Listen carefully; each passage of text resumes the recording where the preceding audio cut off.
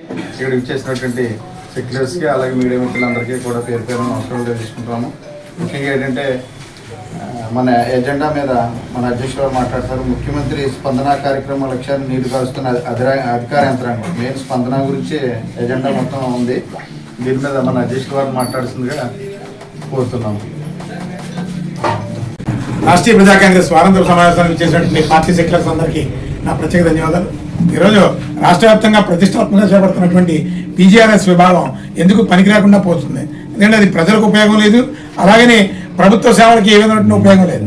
స్పందన పేరుతో వచ్చేటటువంటి ప్రతి పిటిషన్ కూడా అధికారులు విచారించేసాం, పరిష్కారానికి వీలు కాబడదు, లేదు పరిష్కరించేసాం అని రెండు అర్థాలు వచ్చేటట్టు ఒక ఫార్మేట్లో ముగింపు పలికేస్తున్నారు. ఎందుకే ఈ ఫిర్యాదుదారికి న్యాయం చేయడం లేదు, బాధితుడికి విచారణ జరపడం లేదు. ఈ రెండింటికి సంబంధం లేకుండానే వీళ్ళు ఏమి విచారణ చేశారో తెలియదు. అలాంటి ఘోరమైనటువంటి విచారణ ప్రక్రియలో ఈరోజు స్పందన పీజీఆర్ఎస్ యాక్టివిటీ నడుస్తుంది. ఏ ప్రభుత్వ కార్యాలయంలో కూడా స్పందనలో వచ్చినటువంటి ఫిర్యాదుకి న్యాయం జరిగింది అని ఈ రోజు వరకు ఎవరన్నా చెప్పగలిగేటటువంటి ఒక్క అధికారం ఉన్నాడా? లేరు. సమస్య మామూలుగా ప్రభుత్వ కార్యాలయంలో ఇవ్వడం మూలంగా గుడ్ రిజల్ట్ ఉండడం లేదని ప్రభుత్వం ఒక కొత్త అధ్యయనం చేపట్టి ప్రతి సోమవారం కూడా ఒక కార్యాచరణ చేపట్టి దానికి స్పందన అని పేరు పెట్టి ఫిర్యాదులన్నీ కూడా రండి, ఏ ప్రభుత్వ కార్యాలయానికి సంబంధించినటువంటి ఆ కార్యాలయానికి మేము ఈ పిటిషన్ని ట్రాన్స్ఫర్ చేస్తాం, వచ్చే వారం పరిష్కార మార్గం చూపిస్తూ ఉంటారు. ఇంకా సిగ్గుపడాల్సినటువంటి విషయం ఏంటంటే కొన్ని ప్రభుత్వ కార్యాలయాలు ఒక 4 అడుగులు ఎదరకేసి కొన్ని ప్రత్యేక పిటిషన్స్ని క్లోజ్ చేయడం ఎలాగో చేతకాక ఫిర్యాదు సంతకాన్ని కూడా ఫోర్జరీ చేసి మరి ఫిర్యాదును ముగించేస్తున్నారు. అలాంటి సందర్భాలు అనేక కార్యాలయాలు ఉన్నాయి, నా దగ్గర ఆధారాలు ఉన్నాయి. ఇక పీజీఆర్ఎస్ ఉండడం వల్ల ఉపయోగం ఉంది, స్పందన యాక్టివిటీ మూలంగా ఉపయోగం ఉంది. పై అధికారులకి ఇక్కడ రాసినటువంటి దాంతో క్లోజ్ చేసేస్తున్నారు. దీని మూలంగా వాళ్ళంత ప్రజాధనం ప్రభుత్వ సమయం వృధా అవుతుంది. ఏ ప్రభుత్వ కార్యాలయంలో కూడా స్పందన మూలంగా మేలు జరిగిందని చెప్పడానికి అవకాశం లేకుండా పోతుంది. ఫర్ ఎగ్జాంపుల్ ఈ పోలీసు డిపార్ట్మెంట్లో ఉన్నటువంటి విభాగాలు కావచ్చు, అలాగే రెవెన్యూ విభాగాలు కావచ్చు, ఈ రెండు మరింత ఘోరమైనటువంటి పద్ధతులను అవలంబిస్తూ వాళ్ళ స్వార్థ ప్రయోజనాలకే ఆ స్పందన కార్యక్రమాన్ని వాళ్ళకు అనుకూలంగా మలుచుకుంటున్నారు. వాళ్ళకి కావాల్సినటువంటి సొంత ఫిర్యాదులు ఏమైనా ఉంటే పోలీసు వారి స్పందన ఆదివారం సోమవారం సమావేశానికి వాళ్ళే పంపించి వాళ్ళ కార్యాలయానికి వచ్చే విధంగా వాళ్ళు చేసుకుంటున్నారు. ఇక ఆ విధమైనటువంటి పిటిషన్స్ మాత్రమే న్యాయం చేస్తున్నారు. ప్రభుత్వం వెంటనే చర్యలు చేపట్టాలి. ముఖ్యమంత్రి గారు స్వయంగా దృష్టి సారించి ఈ స్పందన యాక్టివిటీస్ మీద సంస్కరించుకోకపోతే ప్రజల్లో తీవ్రమైనటువంటి వ్యతిరేకత ఇప్పటికే వచ్చింది. ముందు ఇంకా మరింత ఎక్కువగా వచ్చేటటువంటి పరిస్థితులు ఉన్నాయి. దీనికి సుప్రీంకోర్టు గైడ్లైన్స్ కూడా పాటిస్తలేదు, హైకోర్టు గైడ్లైన్స్ పాటిస్తలేదు. ప్రభుత్వ అధికారుల పిటిషన్స్ విచారణకి విలువ లేకుండా పోతుంది. చివరికి ముఖ్యమంత్రి గారి కార్యాలయం నుంచి వచ్చినటువంటి ఫిర్యాదులు కూడా వీళ్ళు ముట్టదాగా చేసి తప్పుడు నివేదికల్ని పైకి పంపిస్తున్నారు. దీని మీద అడిగేటటువంటి వాళ్ళు లేరు. ఆన్లైన్ మెసేజ్ కూడా పంపిస్తారు, పరిష్కారం మీ సమస్య ముగించడం జరిగింది, పరిష్కరించేసామని. అందరూ కూడా ఈ సమయభావంతో నిరుత్సాహపడి ఫిర్యాదుని మరలా ఎక్స్టెన్షన్ చేసుకునేటటువంటి వాళ్ళు ఉండరు. ఎందుకంటే ఈ స్పందన కార్యక్రమం మీద విసుగు చెంది నిరుత్సాహంతో బాధితులు వెనక్కి తిరుగుతున్నారు. ఇలాంటి పరిస్థితుల్లో ప్రభుత్వ వ్యవస్థల మీద నమ్మకం కోల్పోయేటటువంటి పరిస్థితులు ఎక్కువైపోతున్నాయి రోజు రోజుకి. ప్రతి ప్రభుత్వ కార్యాలయం కూడా అదే విధంగా ఉంటాయి. మున్సిపల్ కార్పొరేషన్ కావచ్చు, పంచాయతీలు కావచ్చు, ఇరిగేషన్ కావచ్చు, మైన్స్ డిపార్ట్మెంట్ కావచ్చు, ఈ లీగల్ మెట్రలాజీ డిపార్ట్మెంట్ కావచ్చు, కన్జ్యూమర్ డిపార్ట్మెంట్ కావచ్చు, అన్నీ కూడా ఈవెన్ వెయిట్స్ అండ్ మెజర్స్ కావచ్చు, కొన్ని ఎవరికి తెలియనటువంటి విభాగాలు ఉన్నాయి. అవి ఎందుకున్నాయో కూడా తెలియదు. ఇందులో ప్రధానంగా ఈ పోటీలో ముందు వరుసలో ఉండేటటువంటిది పోలీస్ వ్యవస్థ, రెవెన్యూ వ్యవస్థ. ఎంత అన్యాయం అంటే ఇవాళే నేను ఒక పోలీస్ స్టేషన్లో మాట్లాడాను. ఒక రైతు ఒక సమస్య మీద పిడింగ్ వైపు చెందినటువంటి ఒక రైతు చిన్న సమస్య మీద పోలీస్ స్టేషన్కి పిలిచారు, పోలీసు వారు పిలిచారు. ఎందుకంటే 20 రూపాయలు వడ్డీ అట. ఆ వడ్డీ డబ్బులు కట్టకపోతే తల్లిదండ్రులు ఇద్దరిని పిలిచి, కొడుకు తండ్రిని పిలిచి నేను లోపల ఏంటని చెప్పి లోపల పంపిస్తున్నారు. రౌడీ షీట్ ఓపెన్ చేస్తారంట. దానికి ఏదో నాలాంటి వాడి దగ్గరికి వచ్చింది కాబట్టి నేను ఎస్ఐ గారితో మాట్లాడాను, ఇమీడియట్గా పంపించారు. రోజుకి ఇంత క్రూరమైనటువంటి విధానాలు పోలీస్ స్టేషన్లోని, రెవెన్యూ డిపార్ట్మెంట్లోని, ప్రభుత్వ కార్యాలయాల్లోని జరుగుతుంటే ప్రజలు ఎవరికి చెప్పుకుంటారు?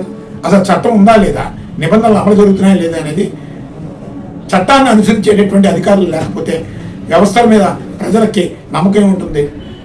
తద్వారా శాంతి భద్రతలన్నీ కూడా రోడ్డు మీద ఉంటున్నాయి. శాంతి భద్రతలు లేకపోవడం మూలంగా ప్రజల్లో అంతర్గతం వచ్చేటటువంటి ప్రమాదం ఉంటాయి.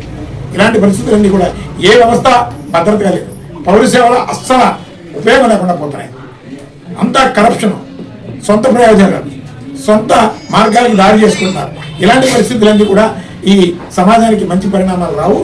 ఈ సమాజాన్ని ఒక మంచి మెరుగైనటువంటి ఒక ప్రక్షాళన మార్గంలో ప్రభుత్వాధికారులు దృష్టి సారించకపోతే ఈ సమాజం అంతా కూడా కుళ్ళిపోయి భ్రష్టు పట్టిపోతుంది. అలాగే విద్యాశాఖ అయితే ఘోరంగా ఉందో లేదో తెలియదు. విద్యాశాఖ డిఈఓలు ఎంఈఓలు ఎందుకున్నారో తెలియదు. హెల్త్ డిపార్ట్మెంట్ ఎందుకుందో తెలియదు. డిఎంఎన్హెచ్ఓ డిపార్ట్మెంట్ అసలు ఉందో లేదో తెలియదు. వాళ్ళు నెలకి తాయితీగా జీతాలు తీసుకుంటున్నారు. కొన్ని డిపార్ట్మెంట్లు అన్నీ అలాగే ఉన్నాయి, అన్ని డిపార్ట్మెంట్లు ఆల్మోస్ట్. కానీ ప్రభుత్వ సేవలను మెరుగుపరుచుకునే విధంగా ప్రభుత్వం దృష్టి సారించకపోతే దీని మీద చాలా ప్రమాదకరమైన పరిస్థితులు ఉత్పన్నం అవుతాయని ఈ సందర్భంగా తెలియజేస్తాం. అలాగే ప్రభుత్వం ఈ మధ్యకాలంలో రహస్యంగా ఒక తప్పుడు పని చేసింది. రెవెన్యూ విభాగంలో ఏ రికార్డు అయినా 5 డిపార్ట్మెంట్లో అందుబాటులో ఉండేది. లోకల్గా తహసీల్దారు తప్పుడు విధానాలు ఏమైనా అవలంబిస్తే దాన్ని జిల్లా కలెక్టర్ ఆఫీస్లో రికార్డ్ రూమ్లో అప్లై చేస్తే అక్కడ ఒక జెన్యూన్ రికార్డు వచ్చింది.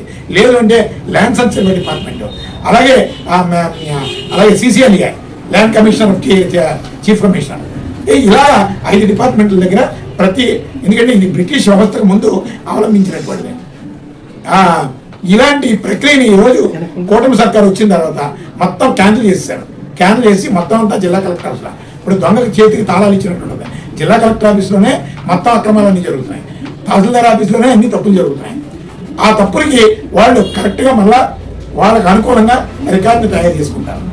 అలాంటప్పుడు రెవెన్యూ విభాగాన్ని మీరు ఎందుకు ఇవన్నీ కూడా ఒకే జిల్లా కలెక్టర్ ఆఫీస్కి ట్రాన్స్ఫర్ చేయాల్సినటువంటి అవసరం ఉంది? పూర్వం రికార్డుల్ని ఎందుకు పొల్యూట్ చేశారు? ఇవన్నిటికీ కూడా సమాధానం చెప్పడానికి ప్రభుత్వం సిద్ధంగా లేదు. న్యాయ వ్యవస్థలో కూడా ఈ తరహా పాలన మూలంగా కేసులు నిలబడడం లేదు. పూర్వం రికార్డుల్లో ఒకలా ఉంటాయి, ఇప్పుడున్నటువంటి రికార్డుల్లో ఒకలా ఉంటాయి. ఆ ల్యాండ్ లార్డ్ రక్షణ లేదు. అసలు ఏ రికార్డు ఎప్పుడు ట్యాంపరింగ్ జరుగుతుందో తెలుస్తలేదు. అందుకని ఇవన్నీ కూడా మార్చుకోవాల్సిన అవసరం ఉంది. ఎన్నిటి మీద ప్రజాప్రతినిధులు దృష్టి సారించాలి. ఏ ప్రజాప్రతినిధికి చీమ కుట్టినట్టు కూడా లేదు.